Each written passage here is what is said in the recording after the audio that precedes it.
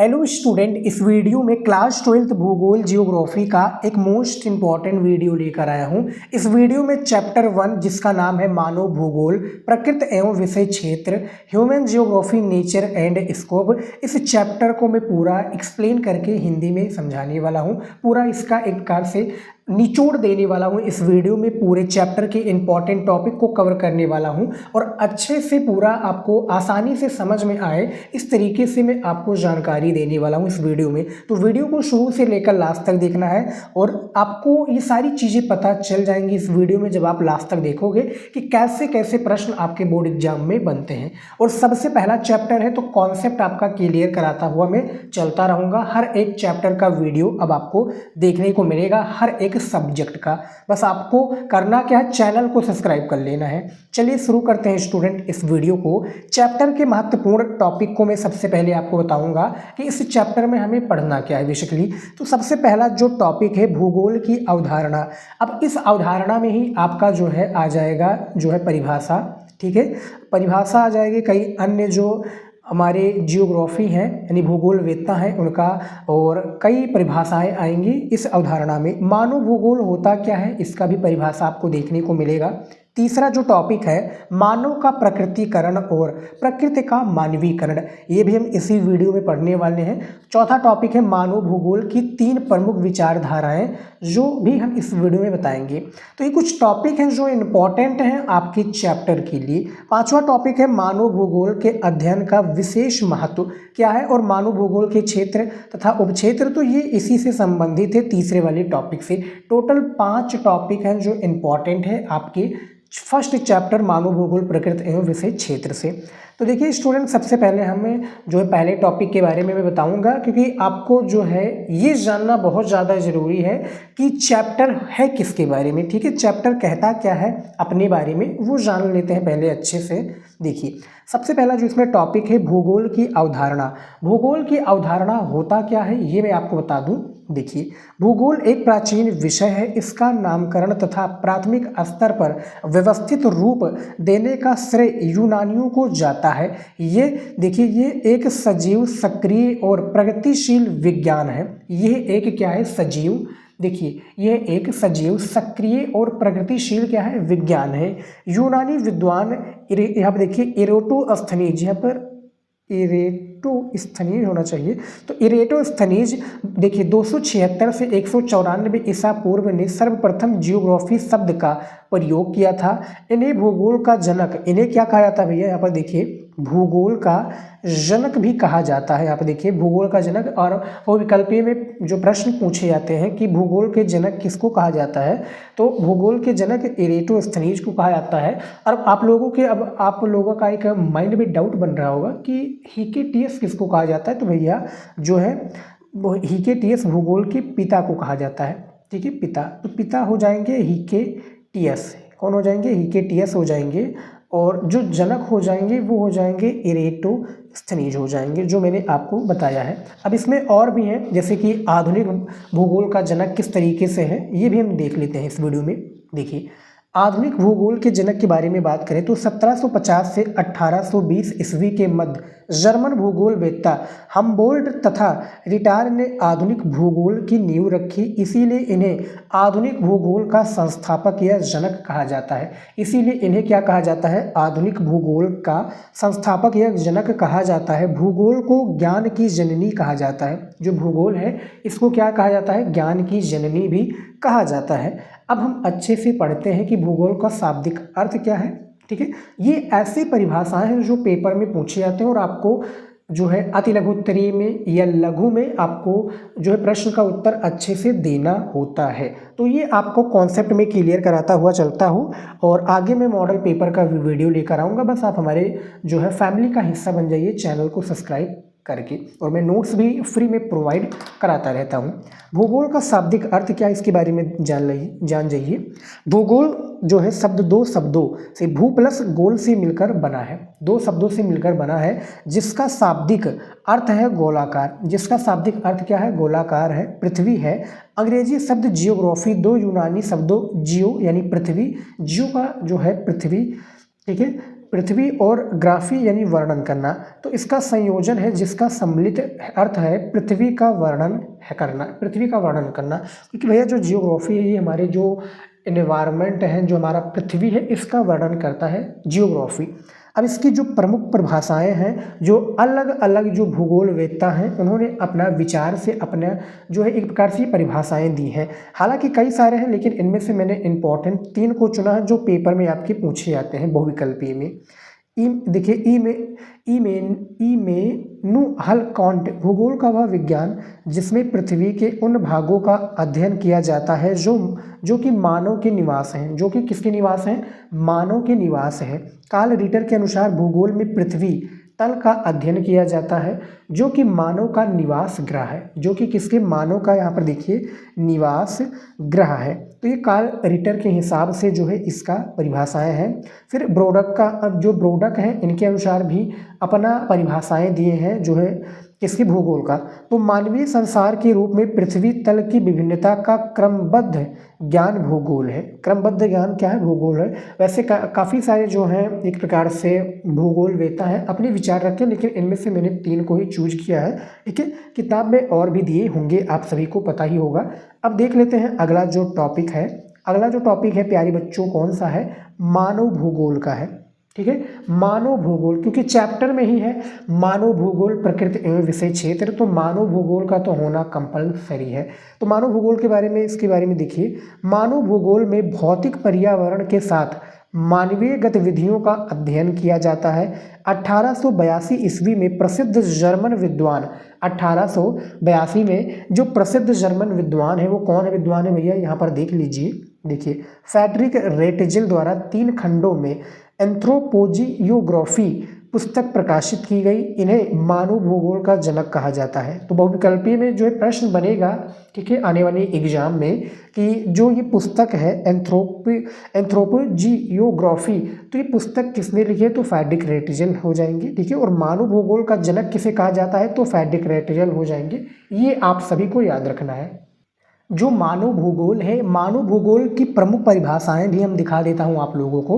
ठीक है, अलग अलग भूगोलवेत्ता हैं, जैसे फ्रेडरिक रेटजिल हैं, इनका जो है एक प्रकार से बहुविकल्पीय में भी पूछे गए थे। ये पिछले साल के पेपर में, आप पेपर उठाकर देख भी लोगे कि ये पूछा गया था लाइन बहुविकल्पीय में कि फ्रेडरिक रेटजिल द्वारा कि मानव भूगोल मानव समाजों और धरातल के बीच संबंधों का संश्लेषित अध्ययन है। तो ये जो कथन है किसने कहा, इस तरीके से बहुविकल्पीय में पूछा गया था। एलन सी सैंपल के अनुसार, तो एलन सी सैंपल के अनुसार मानव भूगोल अस्थिर पृथ्वी और, जो अस्थिर पृथ्वी है, अस्थिर पृथ्वी और क्रियाशील मानव के बीच परिवर्तनशील संबंधों का क्या है, अध्ययन है। जो परिवर्तनशील संबंध है इसका अध्ययन है। पाल विडाल डी ब्लास, जो पाल विडाल डी ब्लास हैं, हमारी पृथ्वी को नियंत्रित करने वाले, जो हमारी पृथ्वी है इनको नियंत्रित करने वाले भौतिक नियमों तथा इस पर रहने वाले जीवों के मध्य संबंधों के अधिक संश्लेषित ज्ञान से उत्पन्न संकल्पना है। तो ये पॉल डी विडाल ने अपना जो परिभाषा दिया था मानव भूगोल का, यानी अपना मत से अपनी परिभाषाओं को ये जागृत किए थे। अब मानव भूगोल की प्रकृति क्या है, इसके बारे में भी चलिए जान लेते हैं। ठीक है, मानव भूगोल की प्रकृति यानी अंतर विषयक है। ये भौतिक पर्यावरण और मनुष्य द्वारा निर्मित सामाजिक सांस्कृतिक पर्यावरण के मध्य एक संबंधों का अध्ययन उनकी परस्पर अन्योन्य क्रिया द्वारा करता है। अन्योन्य क्रिया द्वारा क्या है भैया, ये करता है। तो ये आप देख सकते हो मेरे चैनल का नाम भी है, क्योंकि काफ़ी लोग भैया कॉपी कर लेते हैं यार। ठीक है, वीडियो उठाकर डाल लेते हैं, तो इससे ये पता रहता है कि हमारे चैनल का वीडियो है, मैं इस पर मेहनत कर रहा हूँ, तो दूसरा क्यों फ़ायदा उठाए। ठीक है, हालांकि आप हमारे चैनल से जुड़े ही होंगे, आपको पता ही होगा। तो बहुत मेहनत करता हूँ मैं आप लोगों के लिए। ठीक है, और कंटेंट में प्रोवाइड करता हूँ इंस्टाग्राम पर भी, टेलीग्राम पर भी मैं PDF वगैरह सेंड करता रहता हूँ, तो वहाँ पर भी ज्वाइन हो जाइएगा। अब तीसरा जो हमारा एक प्रकार से टॉपिक है वो क्या है, तीसरा टॉपिक है मानव। देखिए, मानव का प्रकृतिकरण और प्रकृति का मानवीकरण, ये भी जानना बहुत ज़्यादा ज़रूरी है स्टूडेंट। यहाँ पर देखिए, मानव का प्रकृतिकरण क्या है।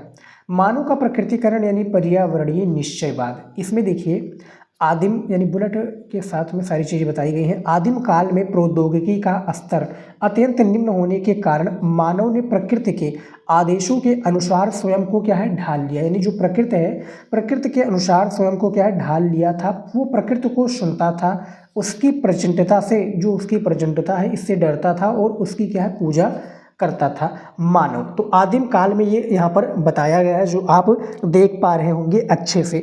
अब हम देख लेते हैं अगला इसका जो है पर्यावरणीय निश्चयवाद क्या है। देखिए इसे पर्यावरणीय निश्चयवाद कहा जाता है। इसमें प्रकृति की शक्ति की प्रधानता होती है। उदा मध्य भारत के देखिए अबुझमाड़ क्षेत्र को बेंदा, ये भी आप यहाँ पर इसमें बताया गया है। इसमें और भी है स्टूडेंट, जैसे कि कुछ इंपॉर्टेंट यहाँ पर बताई गई हैं सारी चीज़ें जो आप यहाँ पर देख पा रहे होंगे।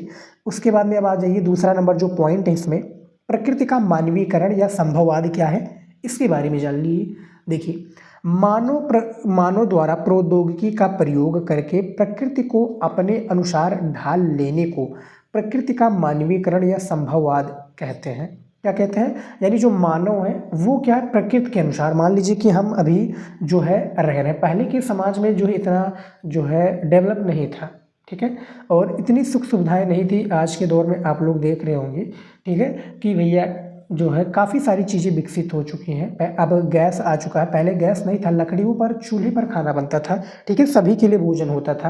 अब आप लोग देख रहे होंगे कि पहले जो है ज़मीन पर ही लेटकर सब सोते थे, लेकिन आज के दौर में आप लोग देखे होंगे कि जो है तख्ते पर, यानी तख्ता तो हमारे यहाँ पर भैया तख्ता ही है, काफ़ी लोग बेड पर और कई प्रकार की जो है चीज़ों पर सोते हैं। और जो उनका लाइफ स्टाइल है, पहले नौकरियां नहीं होती थी, ठीक है, तो गुरुकुल में काम करना पड़ता था, भिक्षा मांगकर अपना जीवन यापन करना होता था। वैसे यहाँ पर भी है, तो मानव जो है भैया प्रकृति के अनुसार जो है अपने आप को, अपने स्वयं को, पूरे जीवन को ढाल चुकी है।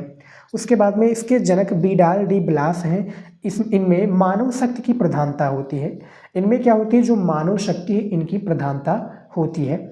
उदाहरण देखिए, उदाहरण नॉर्वे के जो है ट्रांडहाइम शहर की कैरी, ये आप यहाँ पर देख पा रहे होंगे। अब बात कर लेते हैं तीसरा नंबर पॉइंट में। देखिए तीसरा नंबर जो पॉइंट है नव निश्चयवाद, यानी रुको और जाओ निश्चयवाद के नाम से भी इसको जानते हैं। बहुविकल्पी में प्रश्न पूछा जाता है कि रुको और जाओ निश्चयवाद को और किस नाम से जानते हैं, तो नव निश्चयवाद के नाम से जानते हैं। इसके जो जनक हैं वो ग्रिफ्थ टेलर है। देखिए ऑस्ट्रेलियाई भूगोलवेत्ता ग्रिफ्थ टेलर ने एक नई संकल्पना प्रस्तुत की जो निश्चयवाद और संभववाद के बीच मध्य मार्ग को दर्शाती है। जो यहाँ पे देखिए निश्चयवाद और संभववाद है, इसके बीच क्या है, मध्य मार्ग को दर्शाती है।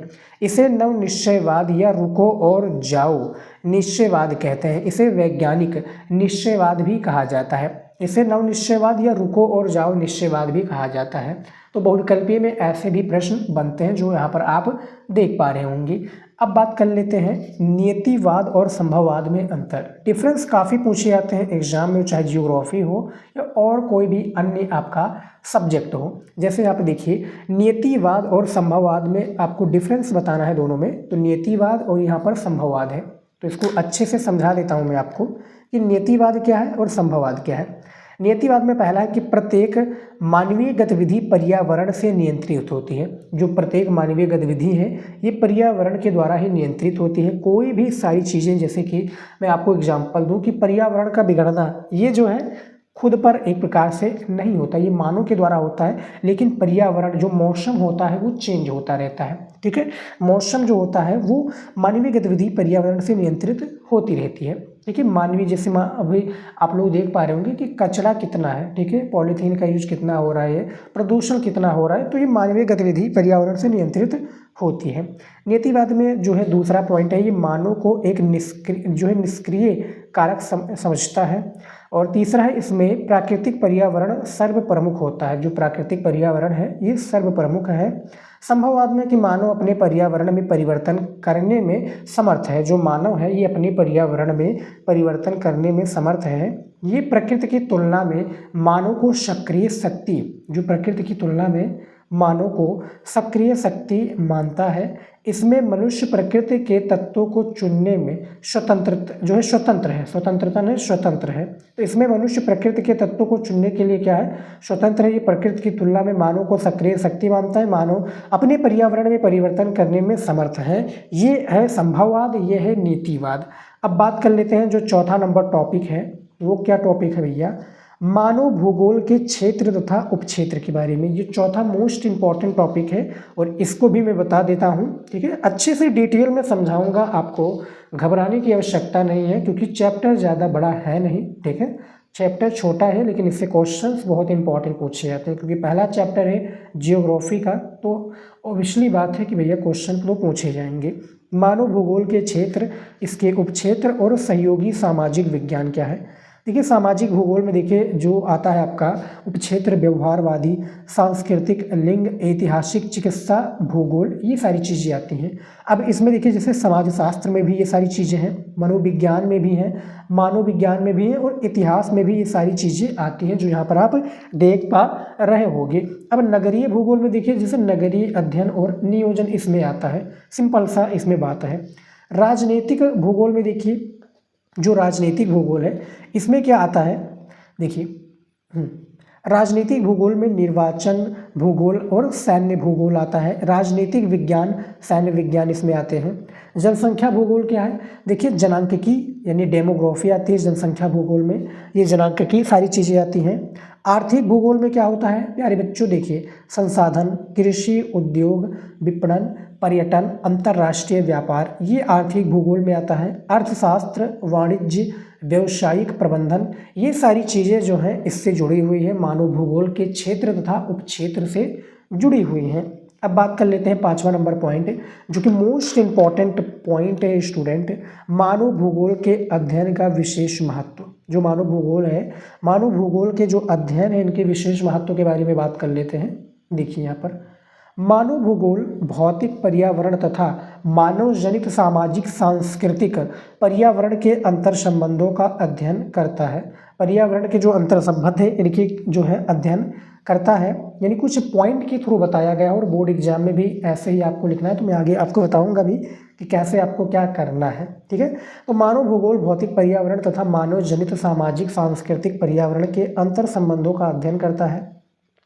दूसरा पॉइंट है ये मानव को प्राकृतिक एवं सामाजिक दोनों वातावरण की पूर्ण जानकारी प्रदान करता है। तीसरा पॉइंट यहाँ पर है इसके अध्ययन, देखिए इसके अध्ययन से मनुष्य वातावरण के प्रत्येक पहलू का सूक्ष्म अध्ययन करके उससे समन्वय सीखता है, उससे क्या है समन्वय सीखता है। और मानवतावादी कल्याणपरक विचारधारा, इसका संबंध सामाजिक कल्याण के पक्षों जैसे शिक्षा, स्वास्थ्य, आवास से है, ठीक है। किससे है, इसका संबंध सामाजिक कल्याण के पक्षों शिक्षा, स्वास्थ्य और आवास से जुड़ा हुआ है। आमूलवादी विचारधारा, निर्धनता व असमानता की व्याख्या हेतु कार्ल मार्क्स के सिद्धांतों का उपयोग किया गया। जो कार्ल मार्क्स हैं इनके जो सिद्धांत हैं इनके भी उपयोग किए गए हैं, जो यहाँ पर आप अच्छे से देख पा रहे होंगे। अब चलिए बात कर लेते हैं और भी, इसमें देखिए एक और पॉइंट है, एक और पॉइंट कौन सा है, व्यवहारवादी विचारधारा प्रत्यक्ष अनुभव, धर्म व प्रजाति पर आधारित सामाजिक वर्गों पर बल दिया गया। जो सामाजिक वर्ग हैं इन पर क्या दिया गया, बल दिया गया। तो ये तो मैंने आपको बता दिया कि प्रत्यक्ष अनुभव, धर्म व प्रजाति पर आधारित सामाजिक वर्गों पर बल दिया गया। अगला जो पॉइंट है, देखिए पॉइंट नहीं है ये, जो तीसरा मैंने आपको पॉइंट बताया था वो तीसरा पॉइंट क्या था स्टूडेंट, जो मैंने आपको बताया था वो उसी के ऊपर ये बेस्ड है आपका पॉइंट, ठीक है। तीसरा जो पॉइंट था कि मानव का प्रकृतिकरण और प्रकृति का मानवीकरण, इसी के ऊपर ये बेस्ड है। मानव भूगोल की वृत्त अवस्थाएं एवं समय अवधि क्या है इसके बारे में भी बात कर लेते हैं, ठीक है। कुछ समझ जो समय अवधि है इस चैप्टर से रिलेटेड, देखिए समय अवधि में बात करें, समय अवधि है, उपागम है और वृत्त लक्षण है। तो सबसे पहला है आरंभिक उपनिवेश युग और अन्वेषण व विवरण, साम्राज्य व व्यापारिक रुचियों ने नए क्षेत्रों की खोज को प्रोत्साहित किया। दूसरा है उत्तर उपनिवेश युग, प्रादेशिक विश्लेषण, सभी प्रदेशों की समझ से पृथ्वी को पूर्ण रूप से समझने में सहायता हुई। और तीसरा जो पॉइंट है 1930 का दशक, क्षेत्रीय विभेदन, किसी भी प्रदेश की विलक्षणता की पहचान करने पर बल, किसी भी प्रदेश की जो विलक्षणता है, इसको विलक्षणता की पहचान करने पर और 1950 से 1960 का स्थानिक संगठन कंप्यूटर और सांख्यिकी विधियाँ, जो कंप्यूटर और सांख्यिकी विधियाँ हैं, मात्रात्मक क्रांति का प्रयोग इसमें हुआ। और 1970 में 3 विचारधाराओं का उदय, जैसे मानवतावादी, आमूलवादी और व्यवहारवादी विचारधाराओं का जन्म हुआ। और 1990 के दशक में उत्तर आधुनिकतावाद, प्रत्येक स्थानीय संदर्भ की समझ के महत्व पर बल दिया गया। तो ये था एक प्रकार से आपका फर्स्ट चैप्टर, ज़्यादा बड़ा नहीं था। और भी मैं बड़ा करना चाहता तो अच्छे से मैं आपको यानी बड़ा कर सकता था, ये आपको और भी कॉन्सेप्ट इसमें यूज कर सकता था, लेकिन मैंने पूरा नहीं यूज किया।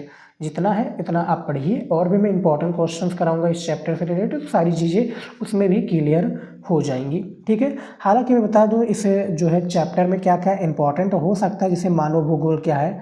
ठीक है, मानव भूगोल की परिभाषाएं, इसकी अवधारणा, पर्यावरणीय निश्चयवाद या नियतिवाद क्या है, संभववाद या ये क्या है, नव निश्चयवाद, रुको और जाओ निश्चयवाद ये क्या है, इस तरीके से पूछे जाएंगे। मानव भूगोल की वृत्त अवस्थाएं, ये मैंने बता दिया। ठीक है, महत्वपूर्ण विचारधारा, इसके उपक्षेत्र, ठीक है, इसकी प्रकृति, इसका उद्देश्य। तो यही सारे जो है एक प्रकार से टॉपिक इसमें होते हैं, जो मैंने आपको अच्छे से समझा दिया है। बस आप लोगों के लिए एक और पॉइंट है, इंपॉर्टेंट है, कि शिवम स्टडी नॉलेज जो यूट्यूब चैनल है, इसको आप लोगों ने नहीं सब्सक्राइब किया है तो प्लीज़ सब्सक्राइब कर लीजिएगा। और पेड नोट्स चाहिए आपको, ठीक है, तो नोट्स के लिए आप हमें व्हाट्सअप मैसेज करें 63 946 774, ओनली व्हाट्सअप मैसेज कर लीजिए। वहाँ पर मैं आपको बताऊँगा कितने रुपए का एक सब्जेक्ट का नोट्स मिलेगा। और चैनल पर नए तो लाइक, सब्सक्राइब और कमेंट करके बताइए वीडियो कैसा लगा और किस टॉपिक पर आपको वीडियो चाहिए। और आप हमारे जो सोशल मीडिया जो है चैनल्स हैं, जैसे follow Instagram, follow Facebook, follow Telegram और फॉलो व्हाट्सअप, तो इस पर हमें आप फॉलो कर सकते हैं। Thanks for watching this video. मिलते हैं नेक्स्ट वीडियो में नए टॉपिक के साथ। जय हिंद।